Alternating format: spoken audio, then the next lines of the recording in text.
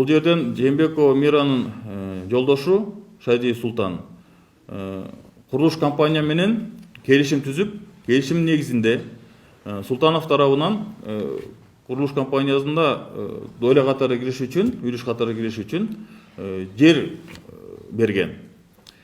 Ошол жерге курулуш бүткөндөн кийин ошол жалпы мүлктүн ичинен 10% Султанов Шайдиев Султанга тиешелүү.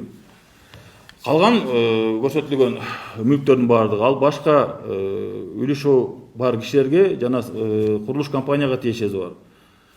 Бул берилген жер кайдан пайда болду деп суроо пайда болушу мүмкүн. Бул жер деген Шайдиевдин ата-энесинен калган жер. Буну деген анын ата-энеси 80-жылдары сатып алган жана кийин баласына өткөрүп берген. Шайдиев тарабынан бул курулган үйгө эч кандай акча каражаты колдонулган эмес. Бул ошол жердин эсебинен гана алынган мүлкү болуп атат. Жана Шайдиев эч качан мамлекеттик кызматта иштеген эмес. Бул жалаң гана жеке ишкерлик менен алектенген.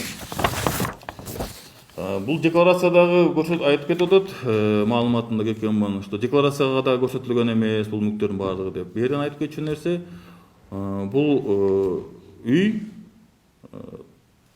2021-жылы бүтүп эксплуатацияга берилген.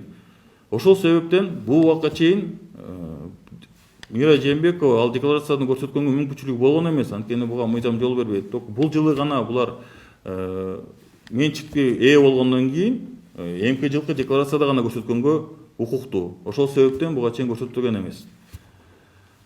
Бул жерден дагы айтып кетчү нерсе бул үй бүлөлүк абалы болуп атат. Бул Жээнбекованын 7 баласы бар. Азыркы күнү ал 7 баланын моралдык жана психологиялык айтканда абалы аябай эле оор. Анткени ким кепилдик бере алат?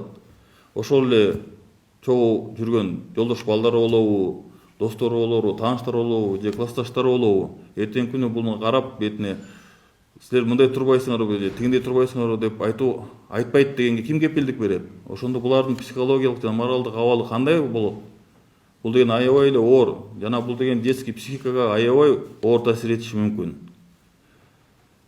Бул деген дагы презумпция невиновности да бу жерден бузулуп атат. Себеп дегенде маалымат берердин астында бунун баардыгын текшерип жана так маалымат берилиш керек эле. А бул жерде тергөө башталбай жатып, жаңы эле мынакей регистрация болду, РППга да болду эле, анан мындай маалымат берген бул эң туура эмес. Жана бул деген аябай отрицательный ой, пикир создавать этет деп атат да, бул Мира Жээнбековага.